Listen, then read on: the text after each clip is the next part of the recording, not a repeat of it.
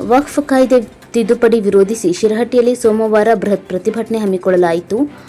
ಅಹ್ಲೆ ಸುನ್ನತ್ ವಲ್ ಜಮಾತ್ ಜಾಮಿಯಾ ಮಸ್ಜಿದ್ ಕರ್ನಾಟಕ ವಿವಿಧ ಮುಸ್ಲಿಂ ಒಕ್ಕೂಟದ ನೇತೃತ್ವದಲ್ಲಿ ಪಟ್ಟಣದ ಟಿಪ್ಪು ಸುಲ್ತಾನ್ ಸರ್ಕಲ್ನಿಂದ ಆರಂಭವಾಗಿ ಪಟ್ಟಣದ ಪ್ರಮುಖ ಬೀದಿಗಳ ಮೂಲಕ ಸಾಗಿತು. ತಹಶೀಲ್ದಾರ್ ಅನಿಲ್ ಬಡಿಗೇರವರ ಮೂಲಕ ಗೃಹ ಸಚಿವ ಜಿ ಪರಮೇಶ್ವರ್ ಅವರಿಗೆ ಮನವಿ ಸಲ್ಲಿಸಿ ತಿದ್ದುಪಡಿ ಕಾಯ್ದೆ ಹಿಂಪಡೆಯುವಂತೆ ಕೇಂದ್ರ ಸರ್ಕಾರದ ವಿರುದ್ಧ ಆಕ್ರೋಶ ವ್ಯಕ್ತಪಡಿಸಲಾಯಿತು. ಈ ಬಾರಿ ಪ್ರತಿಭಟನೆಗೆ ಮಹಿಳೆಯರು ಹಾಗೂ ಗೃಹಿಣಿಯರು ಭಾಗವಹಿಸಿದ್ದು ವಿಶೇಷವಾಗಿತ್ತು.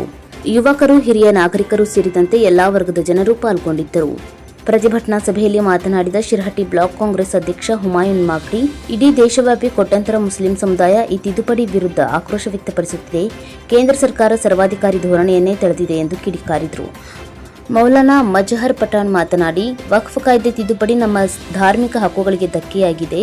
ಇದು ಸಂವಿಧಾನಾತ್ಮಕ ಹಕ್ಕಿನ ನಿಂದನೆ ಎಂದರೆ ಎಸ್ಡಿಪಿಐ ಮುಖಂಡ ಅನ್ವರ್ ಬಾಗೇವಾಡಿ ಇದು ಮುಸ್ಲಿಮರ ಆರ್ಥಿಕ ಹಾಗೂ ಧಾರ್ಮಿಕ ಸ್ವಾತಂತ್ರ್ಯವನ್ನ ಹಿಂಪಡೆಯುವ ಷಡ್ಯಂತ್ರ ಎಂದು ಆರೋಪಿಸಿದರು.